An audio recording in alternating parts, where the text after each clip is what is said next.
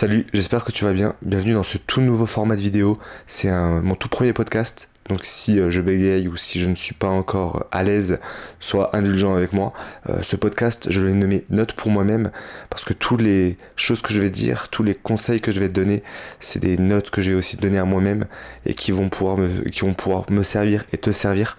Parce que on a très souvent tendance à avoir des nouveaux skills, avoir des nouvelles compétences ou apprendre de nouvelles choses, mais très souvent les oublier.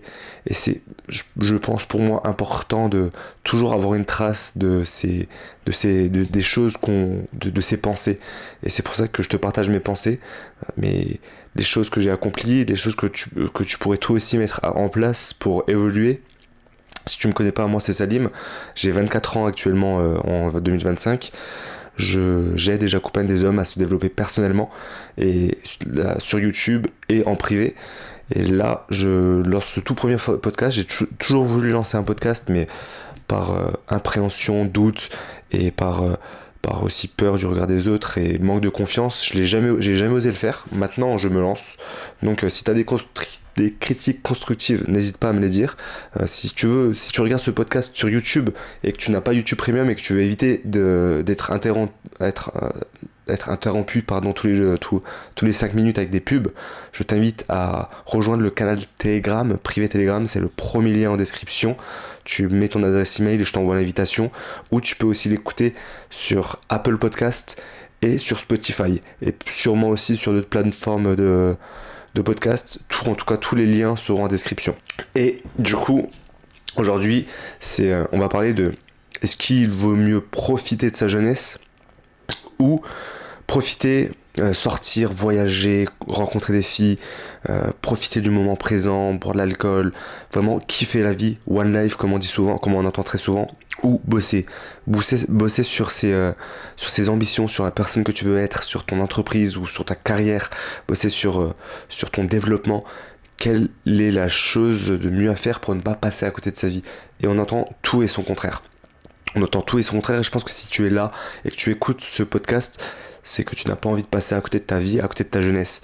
Parce que tu aimerais profiter de la vie, profiter en voyageant, en vivant des expériences, de nouvelles expériences, et profiter de cette énergie de ta jeunesse, cette plus-value d'être jeune, quoi, pour vivre des choses que tu ne pourras sûrement pas vivre plus tard. Mais tu étais aussi conscient que c'est actuel, c'est que maintenant tout se joue. Si tu veux construire ton avenir, si tu veux devenir la personne que tu veux être, tout se joue maintenant. Tout se joue sur tes actions. Chaque action que tu fais tous les jours, chaque semaine et chaque année vont faire de toi la personne que tu vas être. Et tu en es conscient, mais tu sais pas comment jauger entre les deux pour clairement pas passer à côté de cette période clé, parce que oui, cette période là, si tu regardes ou si tu écoutes ce podcast, tu dois sûrement avoir entre 20 et 35 ans, et ça c'est la période pour profiter de la vie, mais aussi pour construire son avenir. Et généralement sur les réseaux, t'entends tout et sur le contraire. Donc, sur les réseaux, même dans la vie en général, t'entends très souvent des personnes qui vont te dire mais mec, profite de la vie, on n'a qu'une vie, si ça se trouve tu peux partir demain, voyage, profite, dépense ton argent, c'est pas fait pour dormir, achète-toi des expériences, sors en soirée, profite, va coucher avec des filles, va à droite à gauche, t'as rien à perdre, quoi. Tout se joue maintenant, one life. Tu vois, c'est dicton one life, on l'entend très souvent. Et t'as aussi son contraire. Sur internet, t'entends très souvent moi je les appelle les coachs en développement un peu fous. Ils vont te dire travaille, sors pas, reste 15 heures devant ton ordinateur à travailler, bosse sur toi, va à la salle de sport 7 fois par jour, bosse tous les jours, quitte à rester pendant toute la journée quoitré sur ton téléphone ou quoitré sur ton ordinateur, à bosser, un peu comme Elon Musk, là, le fameux dicton que Elon Musk bossait 16 heures par jour sur ses business. Tu vas toujours avoir ces coachs un peu fous de développement personnel, qui vont te dire focus-toi, reste concentré, investis tout ton argent, ne parle pas aux filles, concentre-toi sur ta carrière, etc., sur ton évolution. T'as la pilule bleue et t'as la pilule rouge. Donc tu ne sais pas laquelle chose dire. Tu dois profiter ou tu dois bosser. Mais en vrai, c'est qu'il y a un énorme souci avec les deux états d'esprit parce qu'ils sont beaucoup trop extrémistes. beaucoup trop dans l'extrême, quoi. Et à chaque fois que quelque chose est dans l'extrême, à mon sens, ce n'est pas bon.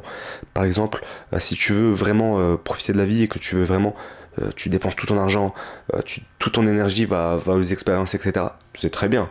Sur le moment T, ça va te créer des souvenirs, etc. C'est très bien. Si c'est ta façon de penser, c'est très bien aussi. Mais si tu veux avoir aussi un avenir, construire un avenir qui te soit favorable, ou un avenir et te créer un avenir positif où tu n'auras pas forcément de galère. Si tu fais que ça H24, bah, ça va te créer de la frustration, et c'est justement cette frustration là qu'on ne veut pas avoir, et ça marche dans les deux sens. Si tu profites à fond de ta vie et sans vraiment penser au passé, au futur, pardon, bah dans le futur ça va te créer de la frustration. Mais à contrario, si tu bosses maintenant à fond, tu te concentres que sur tes projets, sur tes objectifs, en délaissant un peu les expériences, l'énergie que tu as dans ta jeunesse, bah plus tard ça va te créer de la frustration, parce que tu vas te dire putain merde, j'ai bossé, j'ai certes de l'argent, j'ai certes réussi ma vie, mais j'ai rien vécu quand j'étais jeune. Et ça, dans ces deux exemples, ça va te créer de la frustration. Et je pense réellement, si tu veux pas créer de frustration, il est primordial de trouver ton juste milieu, ton entre-deux. Par exemple, on a tous on a tous un soi idéal. Le toi idéal. Demande-toi, quel est le toi idéal? Quelle est la personne que tu rêverais de devenir? La personne, quand tu fermes les yeux, tu te dis, dans 5 ans, je veux devenir cette personne-là. Par exemple, pour moi, dans 5 ans, j'aimerais aider et accompagner le plus de personnes possible à se développer personnellement, que ce soit personnellement ou dans le milieu business. Et pour moi, cette vision-là est totalement atteignable. Mais il faut que je mette en place des actions quotidiennes pour arriver à cet objectif. Mais ce moi idéal-là, ça fait un petit moment que je l'ai. Ça fait au moins depuis 6 ans que j'ai cette idée, j'ai ce projet, cet objectif de vivre de ma création de contenu. Et en 7 ans, bah, je me retrouve actuellement encore pas encore à en vivre, parce que pendant ces 6 dernières années, bah, j'étais beaucoup trop one life, j'étais beaucoup trop profiter de la vie, me créer des expériences, aller à droite à gauche, tout en délaissant un petit peu mes objectifs long terme. Et ben là, 6 ans après, ça m'a ça m'a créé un peu de frustration, ça m'a créé, pas qu'un peu, ça m'a créé beaucoup de frustration, parce que j'ai pas trouvé l'entre-deux, j'ai beaucoup trop focalisé mon temps sur des choses, je vais pas dire futiles, parce que j'en garde des bons souvenirs, ça reste ça reste des bonnes anecdotes, ou des bons souvenirs tout simplement, mais j'ai pas fait de choses concrètes pour m'amener là où je veux être personnellement, au niveau social, ou niveau business, niveau financier, niveau carrière tout simplement. Et maintenant, en prenant du recul, si j'avais pu mixer les deux, si j'avais mixé les deux tout en profitant de la vie et en pensant à mon avenir, trouver un juste milieu, bah, c'est même sûr qu'actuellement je n'aurais pas senti cette frustration. Mais après, d'un côté, ce n'est pas plus mal, parce que je suis encore jeune, j'ai encore 24 ans, et tout est faisable. Tout est faisable, et c'est encore la même chose pour toi, et c'est, je pense, pour ça que tu écoutes ou tu regardes cette vidéo. Donc l'idée, c'est vraiment de trouver un toi idéal, pas un toi inatteignable où tu te dis, ok, dans 5 ans, je me vois à Dubaï, penthouse, grosse classe G avec des grosses Rolex à la main. C'est totalement faisable. Mais si actuellement tu vis encore chez tes parents et que tu fais même pas 1 000 € par mois, euh, sois réaliste, sois minimum réaliste, c'est faisable, mais sois réaliste, parce que plus l'écart de ta situation actuelle et l'écart idéal, ou le toi idéal que tu vas avoir est grand, plus l'écart est grand, plus ça va te demander beaucoup d'efforts. Et cet effort, si t'es pas capable de le fournir, ça va te créer clairement de la frustration, parce que le développement personnel c'est bien, mais le développement personnel bullshit, où on se dit des choses positives, dans 3 mois je vais devenir milliardaire, dans 3 ans je vais devenir millionnaire, ou autre, euh, faut quand même rester réaliste. Et plus si ton toi idéal est éloigné, bah, certes il y a cette situation qui est très connue, viser la lune pour atteindre une étoile, je suis d'accord, mais faut pas non plus exagérer. Donne-toi des objectifs réalistes, un toi idéal réaliste, et plus il est réaliste, plus il est atteignable. On va dire que si actuellement, tout comme moi par exemple, actuellement je suis manager dans le monde de la nuit, je gagne plutôt bien ma vie, mais j'ai envie de changer pour vivre du contenu et accompagner le le plus de personnes possible, bah c'est réaliste. C'est réaliste parce qu'il y a pas de... Je me dis pas que je veux gagner 100 000 euros par mois. Certes, je peux y arriver, ça peut être aussi un objectif, mais ce n'est pas mon objectif principal. Mon objectif principal, c'est de vivre de ma création de contenu. Et ça, c'est totalement faisable avec les actions que je vais faire au quotidien. Donc pour toi, ça va être exactement la même chose. Ça se trouve, ça va être de pouvoir vivre de ton sport. Ça va pouvoir être... te donner des objectifs sportifs, de carrière, même juste personnel, être plus charismatique, être moins timide, surpasser cette timidité et être à l'aise avec les gens, se trouver une copine. Ça peut être tous ces petits exercices, toutes ces petites choses qui vont ce processus en fait. Plus le processus, plus le chemin et ton toi idéal est grand, plus ton chemin va être long. Mais c'est ok, ça peut te prendre quelques mois comme plusieurs années. Personnellement, moi, pour encore un exemple personnel, quand j'ai voulu vaincre ma timidité, quand j'avais 17-18 ans, ça m'a pris quasiment plus de 2 ans à faire des actions quotidiennes pour être à l'aise socialement. Et maintenant, je peux m'adapter à n'importe qui. Je travaille dans le monde de la nuit, je gère un établissement de nuit, je rencontre plusieurs centaines de personnes tous les soirs. Et je suis à l'aise, alors qu'il y a quelques années, tu m'aurais dit de faire ça, c'était littéralement impossible. Donc voilà, je m'éparpille un petit peu, mais t'as compris l'idée. Donc maintenant, si tu te demandes encore si tu dois bosser ou profiter de la vie, demande-toi si tu es prêt à avoir des regrets. Si tu veux avoir des regrets, et quelles sont les choses que tu dois mettre en place pour ne pas avoir de regrets dans 1 an, 2 ans, 3 ans, même 5 ans, voire 10 ans. Et ça peut même être dans 3 mois, parce que ça, j'en suis sûr, ça t'est déjà arrivé. Bah, pendant 3 mois, t'es une larve, tu fais rien, tu es un peu en dépression, tu restes chez toi, tu joues que à la console, tu bouges pas, tu fais vraiment rien pour avancer, tu fais même pas de sortie, tu crées même pas d'expérience, rien du tout, tu restes chez toi. Bah, en quelques jours, voire quelques mois, t'as des regrets, tu te dis, bah, j'ai gâché 1 mois, 2 mois, 3 semaines de ma vie à rien faire. Demande-toi si tu es prêt à avoir ces regrets-là, si tu es prêt à avoir ces regrets d'avoir un passé, d'avoir un futur moins bien parce que tu n'as pas vraiment bossé sur tes tu n'as pas bossé sur ton toi à l'avenir, ou au contraire si tu bosses maintenant, si tu es prêt à avoir des regrets parce que tu n'as pas vécu assez d'expérience quand tu étais jeune, demande-toi si tu es prêt à accepter ces regrets. Et si tu n'es pas prêt à accepter ces regrets, si tu veux vraiment trouver ce juste milieu entre profiter et bosser, à toi de trouver ton juste milieu. Tu peux très bien bosser et te féliciter en te donnant des jours off. Maintenant, c'est exactement ce que je fais. Je bosse littéralement 7 jours sur 7 entre ma création de contenu et mon travail à temps plein de gestion dans le monde de la nuit, dans le manager en tant que dans le monde de la nuit. Ça me demande beaucoup de temps, mais je me donne des créneaux, des jours, voire des périodes, voire même des semaines où je fais rien, où je profite. Je profite de voir des amis, je fais des voyages, je vais à droite, à gauche, je fais vraiment ce qui me fait kiffer. Et là, j'ai trouvé mon juste milieu.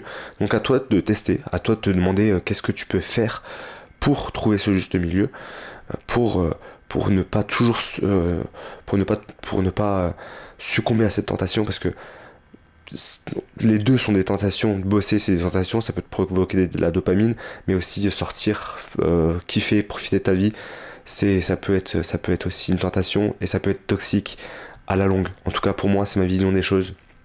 Je n'ai pas l'arrogance de dire que comment dire, j'ai perdu les mots. Comme je t'ai dit, c'est mon tout premier podcast, donc sois indulgent avec moi.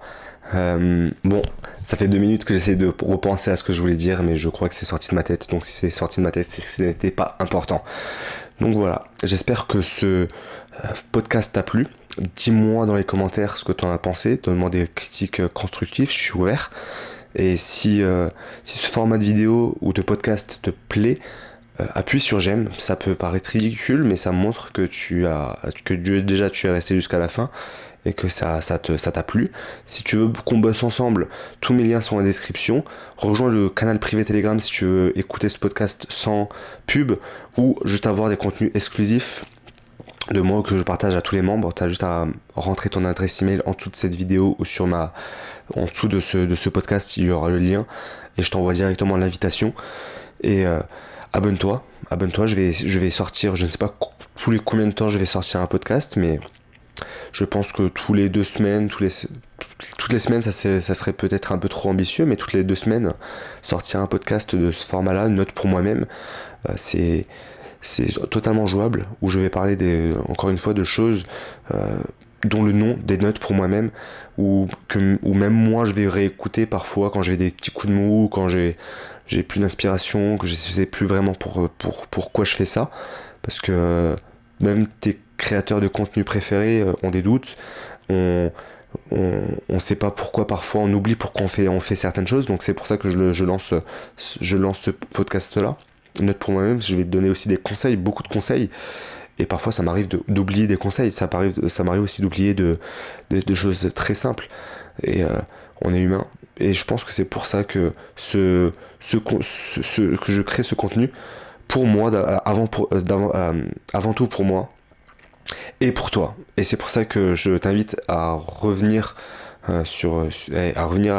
et réécouter des podcasts qui te sont utiles, qui te portent de la valeur. Parce que